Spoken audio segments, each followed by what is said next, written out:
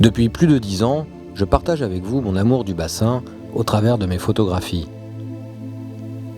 Il existe peu d'endroits au monde où l'on puisse trouver sur une si petite superficie une telle variété de paysages qui, selon les saisons, nous plongent chaque jour dans une atmosphère différente. Plus de 300 espèces d'oiseaux fréquentent ce petit paradis réputé pour sa richesse biologique. Les eaux du bassin constituent également une frayère majeure pour plusieurs espèces de poissons. À regarder les belles images de cartes postales, rien ne semblerait montrer que ce petit paradis puisse être menacé. Et pourtant. En 2006, j'ai commencé à réaliser des photographies aériennes à bord d'un ULM.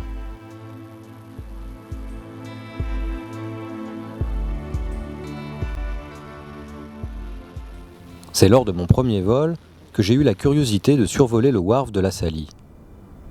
J'ai alors réalisé cette photo qui a rapidement été diffusée sur Internet. À partir de ce moment-là, j'ai décidé d'en savoir plus.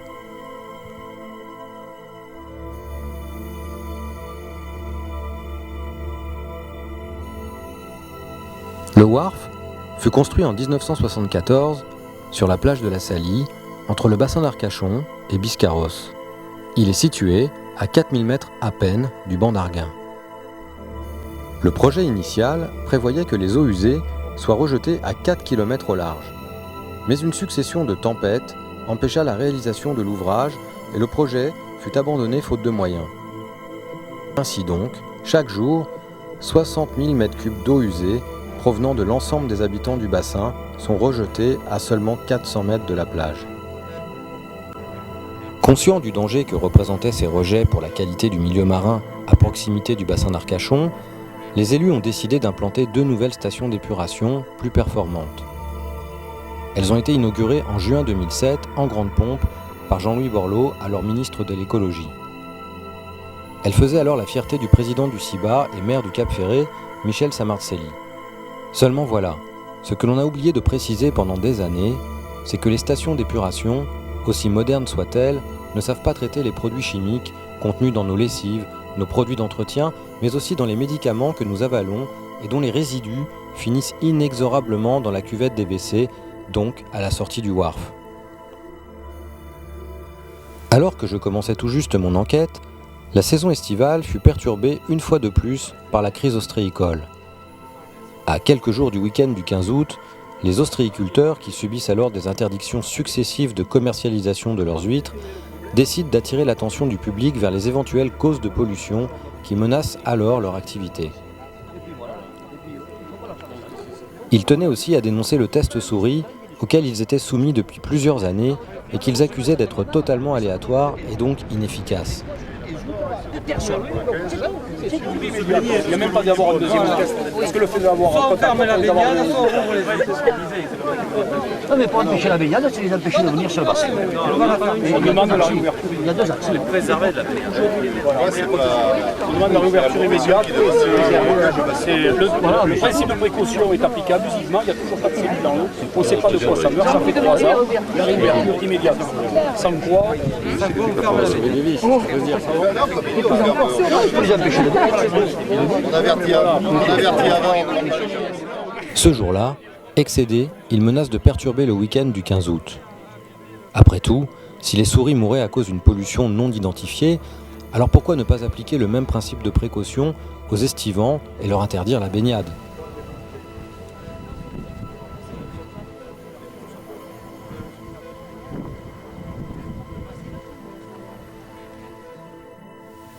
Il n'y a pas que les eaux usées des habitants du bassin qui s'écoulent à proximité du banc d'Arguin et des plages de Biscarrosse. Il y a également les rejets de l'usine de papier craft Smurfit Kappa, située à Biganos. Et ce jour-là, les ostréiculteurs, leurs familles, les associations environnementales et de nombreux citoyens étaient bien décidés à montrer aux caméras de télévision la face cachée de cet industriel qui nous fait tous profiter depuis plus de 80 ans de son odeur nauséabonde.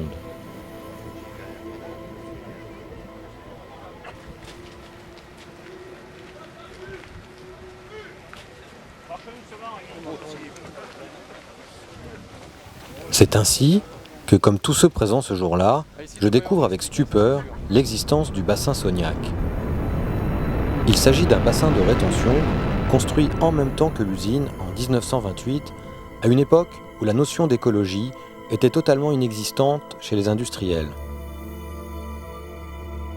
Ce bassin, qui ne répond donc à aucune norme d'étanchéité, est situé à quelques mètres de l'Aïga et de l'Aller, deux cours d'eau qui se déversent dans les eaux du bassin d'Arcachon.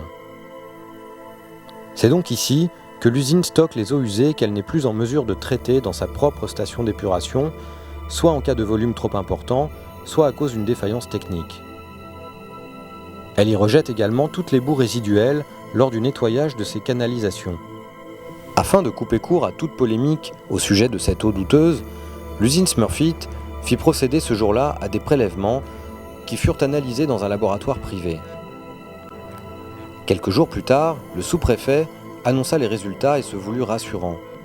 Cette eau ne contiendrait aucune matière polluante et la couleur violette serait due à la prolifération d'une algue non toxique.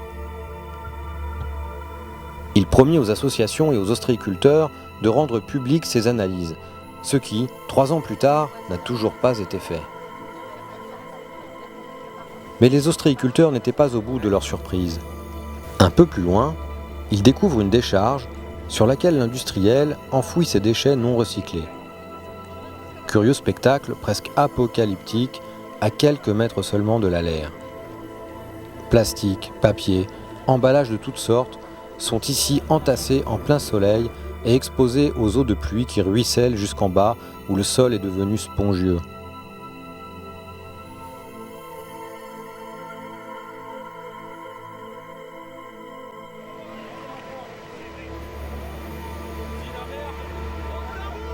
Très en colère, et on les comprend, les ostréiculteurs forcent le passage et pénètrent à l'intérieur de l'usine.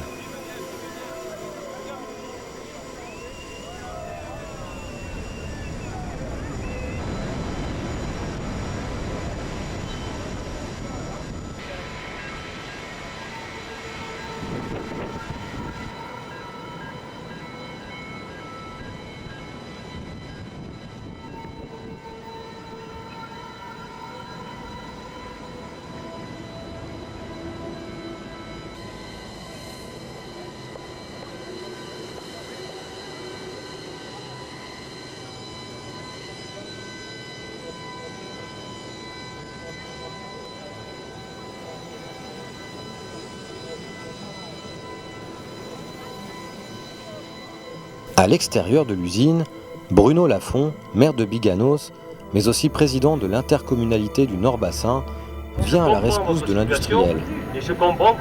Il s'adresse aux ostréiculteurs et leur fait une étonnante confidence. Parce qu'il y a d'autres endroits du bassin où il y a des eaux qui se jettent de certains endroits où on ne va pas très souvent. Mais vous avez le centre de traitement d'eau d'Ange. Vous pouvez aller voir. Il y a des eaux qui se coulent et qui se sont écoulées depuis des moments. Et c'est vraiment pas très ragoûtant. Bon. Autrement dit, laissez Smurfit tranquille et allez voir ce qui se passe chez la voisine. Cette commune d'Audange, la voici. Une petite ville de 5000 habitants située elle aussi dans ce qu'on appelle le cœur du bassin.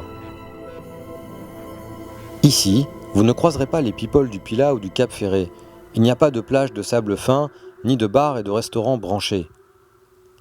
C'est certainement pour cela qu'on a choisi, il y a plus de 10 ans, d'y implanter une immense décharge à ordures. À quelques centaines de mètres seulement de quartiers d'habitation et à un battement d'aile des eaux du bassin, le CET d'Audange a accueilli depuis 1974 les ordures ménagères de l'ensemble des habitants du bassin, mais aussi des déchets d'amiante. Mais géré de façon malhonnête et ne respectant pas les normes de sécurité et d'étanchéité, le site fut l'objet d'une polémique qui amena jusqu'à des mises en examen et des condamnations de certains responsables. La décharge fut définitivement fermée en décembre 2007. La société Edicite fut alors engagée pour réhabiliter et dépolluer la décharge, mais 1 an plus tard, mise en liquidation judiciaire, elle abandonnait à son tour le site. Les jus provenant de la décomposition des ordures n'étant plus traités, une odeur de méthane insoutenable envahit alors les quartiers alentours, rendant la vie des habitants de cette partie du bassin insupportable.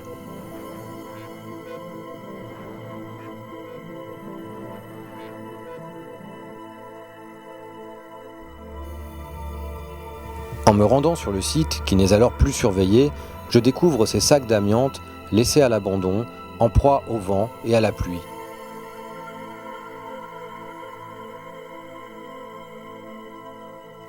Un peu plus loin, sous un hangar, une benne attire mon attention.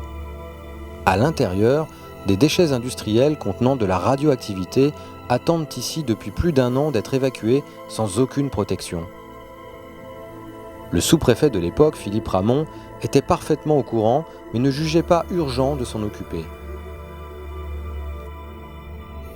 La belle image de carte postale à laquelle je contribuais depuis des années commençait sérieusement à en prendre un coup. Malheureusement, la pollution de la nappe phréatique et des différents cours d'eau qui se déversent dans le bassin ne s'arrête pas là. Il faut aussi prendre en compte les pesticides largement utilisés dans l'agriculture du maïs et les phosphates rejetés par les porcheries industrielles situées dans les terres en amont du bassin. Cette pollution accélère la prolifération d'une nouvelle espèce de spartine qui, à son tour, provoque une modification de l'hydraulique du bassin ayant pour conséquence l'envasement.